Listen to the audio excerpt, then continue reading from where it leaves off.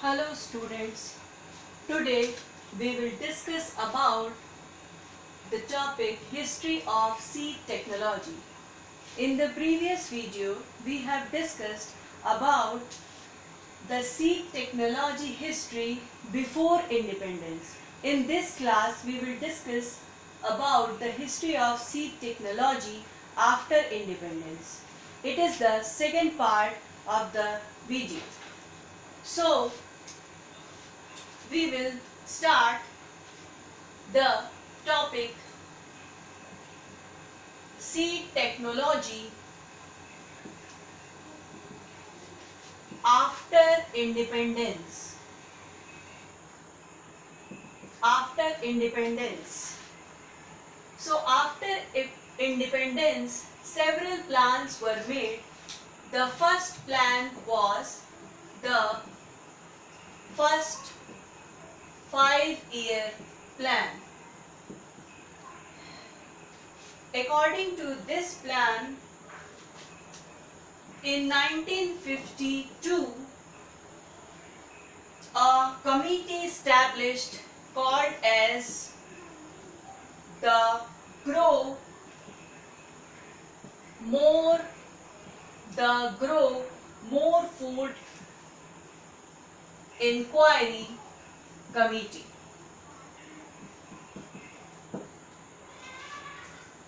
In 1952, by ICAR. ICAR is Indian Council of Agricultural Research, an expert standing committee was established. Above schemes prove useful in the system of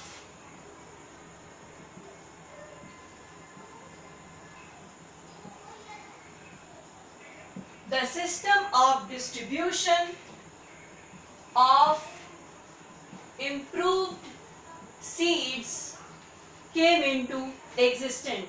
distribution का क्या system हो जिसकी वजह से जो improved seeds हैं उनका ज़्यादा से ज़्यादा डेवलपमेंट हो सके, ये पता लगा. और दूसरा, एक्सपीरियंस गेन्ड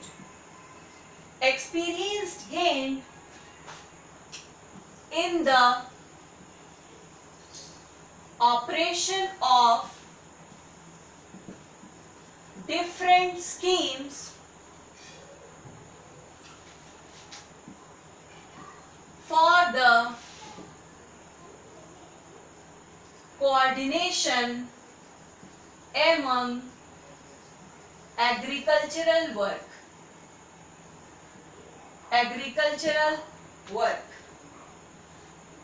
तो एक तो सिस्टम पता चला कि डिस्ट्रीब्यूशन का क्या सिस्टम हो जिसकी वजह से जो इम्प्रूव्ड सीड्स हैं वो डेवलप कर सके, और दूसरा एक्सपीरियंस गेन हुआ जिसकी वजह से एग्रीकल्चरल वर्क में कैसे कोऑर्डिनेट किया जाए ये पता चला. But the results were very poor. So,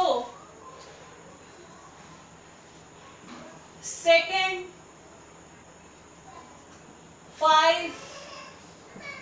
5-year plan was established. Second 5-year plan. It was from 1956 to 61. The first 5-year plan was from 1951 to 56. According to second 5-year plan, special importance was given to the multiplication of nucleus seeds. Nucleus seeds का multiplication किया गया और इसको convert कर दिया गया fundamental seeds में at block level. Block level पर न्यूक्लियस सीड्स को मल्टीप्लाई करके फंडामेंटल सीड्स में कन्वर्ट कर दिया गया। न्यूक्लियस सीड्स क्या होते हैं? ये जेनेटिकली प्योर सीड होते हैं जिनमें कोई भी इम्प्योरिटी नहीं पाई जाती है। इन्हीं जेनेटिकली प्योर सीड्स का जब हम स्टॉक बनाते हैं जो कि पब्लिक एजेंसी के द्वारा ग्रो कराया जाता है, ऐसे सीड्स को हम कहते हैं फंडामेंटल सीड्स। तो ये जो काम किया गया न्यूक्लियस सीड से फंडामेंटल सीड्स बनाया गया, ये ब्लॉक लेवल पर किया गया। और इसी के साथ साथ ये भी बताया गया कि ब्लॉक लेवल पर वन सीड स्टोर के साथ साथ एक सीड फार्म भी होना चाहिए। ये दो बातें बताई गई। तो about 4,328 farms were established of 10 hectares each, 10 hectares each, along with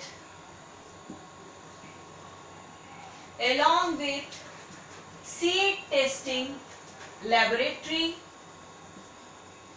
seed testing laboratory भी रहे एंड उसी के साथ साथ कोऑपरेटिव स्टोर्स।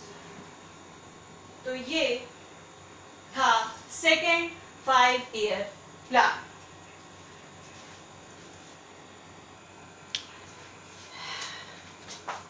तो ब्लॉक लेवल पर डेवलपमेंट के बाद एक टीम बनाई गई जिसका नाम था agricultural production team. Agricultural production team जो कि एस्टैब्लिश की गई थी 1959 में। और ये जो एग्रीकल्चरल प्रोडक्शन टीम थी, ये it's an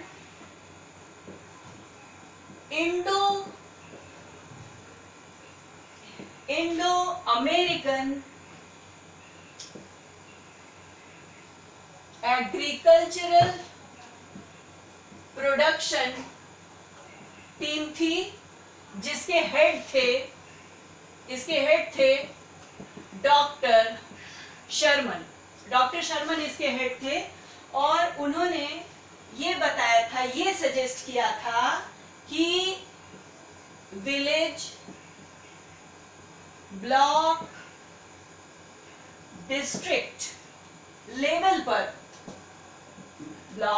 village level, block level और डिस्ट्रिक्ट लेवल पर जितने भी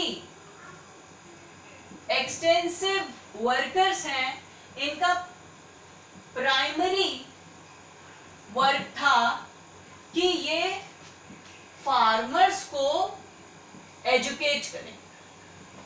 तो विलेज, ब्लॉक और डिस्ट्रिक्ट लेवल पर जो एक्सटेंसिव वर्कर्स जो काम कर रहे थे, उनका प्राइमरी फंक्शन ये था कि वो उस पर्टिकुलर एरिया के जो फार्मर्स हैं उनको एजुकेट करें। तो ये था second year plan, second 5 year plan. उसके बाद है third 5 year plan. Third 5 year plan था 1961 से 66 तक का ये प्लान था। और ये बहुत ही इंपॉर्टेंट 5 ईयर प्लान था जिसमें नेशनल सीड कॉरपोरेशन स्टैब्लिश हुआ। नेशनल सीड कॉरपोरेशन स्टैब्लिश हुआ और नेशनल सीड कॉरपोरेशन का जो इंपॉर्टेंट फंक्शन था वो ये था हाई क्वालिटी सीड प्रोडक्शन और उसका मार्केटिंग। ये इंपॉर्टेंट फंक्शन था नेशनल सीड कॉर्पोरेशन लिमिटेड का कि सीड हाई क्वालिटी के सीड प्रोड्यूस हो और उनकी मार्केटिंग, ये दो जिम्मा नेशनल सीड कॉर्पोरेशन लिमिटेड का था। और ये इस्टेब्लिश होने के बाद जो अचीवमेंट्स हुए वो इस प्रकार है। पहला, साइंटिफिक सीड इंडस्ट्री डेवलप हो गई अपनी कंट्री में, साइंटिफिक सीड इंडस्ट्री डेवलप हुई। दूसरा, फील्ड इंस्पेक्शन मेथड्स डेवलप हुए, फील्ड को किस तरह से इंस्पेक्ट कर सकते हैं। और थर्ड, जो बहुत इंपॉर्टेंट फंक्शन था, अचीवमेंट था, वो ये था कि सीड सर्टिफिकेशन और लेबलिंग कर दी गई, सीड सर्टिफिकेशन और लेबलिंग कर दी गई, यानी कि जो सीड्स थे उनका एक स्टैंडर्ड बना दिया गया।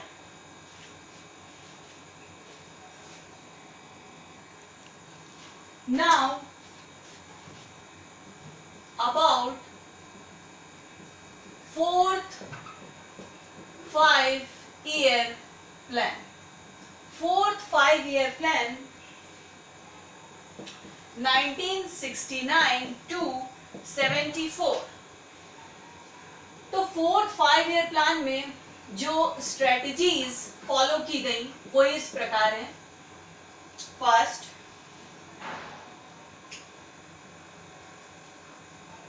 Selection of few areas. कैसे एरियाज को सिलेक्ट किया गया? ऐसे एरियाज को सिलेक्ट किया गया जहां पे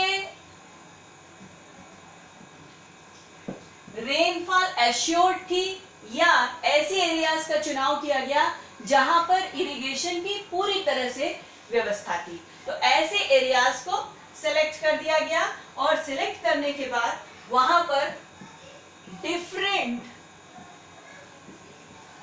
प्रैक्टिसेस को, एग्रीकल्चरल प्रैक्टिसेस को फॉलो करते हुए सीड्स ग्रो कराए गए। उसके बाद सेकंड,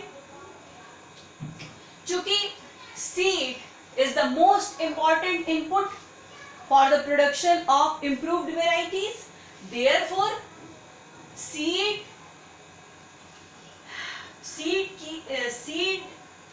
की का अरेंजमेंट इस तरह से किया गया कि ये एक लिमिटिंग फैक्टर न बन पाए। तीसरा जो इंपॉर्टेंट काम हुआ वो ये हुआ कि एक प्रोजेक्ट स्टैब्लिश किया गया जिसका नाम है तराई सीड डेवलपमेंट प्रोजेक्ट। तो इसको स्टैब्लिश किया गया, तराई सीड डेवलपमेंट प्रोजेक्ट। तो तराई सीड डेवलपमेंट प्रोजेक्ट क्या है, या ऐसे आप कह सकते हैं तराई सीड डेवलपमेंट कॉर्पोरेशन लिमिटेड।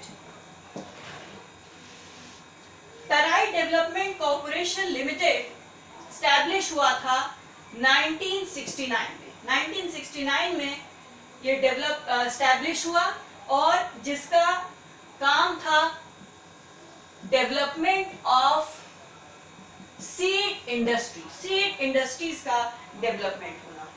और इनका जो प्राइमरी ऑब्जेक्टिव था वो ये था कि to produce quality seeds, high quality seeds.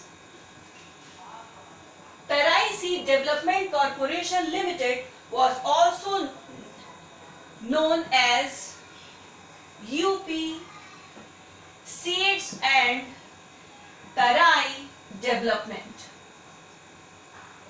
UP Seeds and Tarai Development. UP Seeds and Tarai Development के साथ साथ इन्वॉल्वमेंट हुआ जीबी पंत एग्रीकल्चरल यूनिवर्सिटी का। जीबी पंत एग्रीकल्चरल यूनिवर्सिटी का इन्वॉल्वमेंट हुआ। इनका काम क्या था? To provide adequate technical knowledge to the farmers को टेक्निकल नॉलेज प्रोवाइड करने के लिए UP seeds Tarai development corporation के साथ साथ जीबी पंत एग्रीकल्चरल यूनिवर्सिटी भी इसमें इन्वॉल्व हो गई। और टेक्निकल नॉलेज फार्मर्स को देने के साथ साथ इनका एक फंक्शन और था कि इन्होंने जो क्वालिटी कंट्रोल बनाया वो बहुत ही स्ट्रिक्ट था, strictest quality control. And along with quality control, they also provide money back guarantee. Money back guarantee मतलब किसानों को दे दिया गया सीड और अगर क्रॉप फेलियर हो गया तो पैसे वापस कर दिए जाते थे।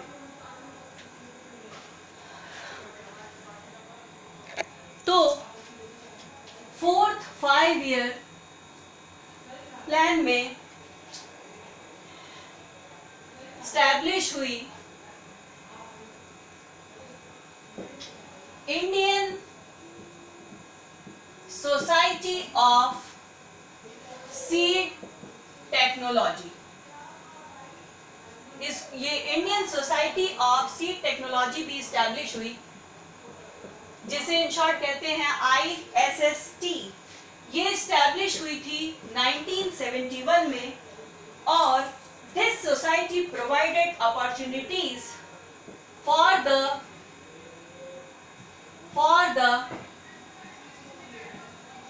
exchange of experiences to persons engaged in the seed industry. ISST also publishes seed research and seed technology news। और ये जो पेपर्स जो रिसर्च पब्लिश हो रहे थे, सीड रिसर्च और सीड टेक्नोलॉजी न्यूज, ये once a year, साल में एक बार पब्लिश होते थे। So this is the second part of the topic history of seed technology. The remaining portion of this part will be discussed in the third and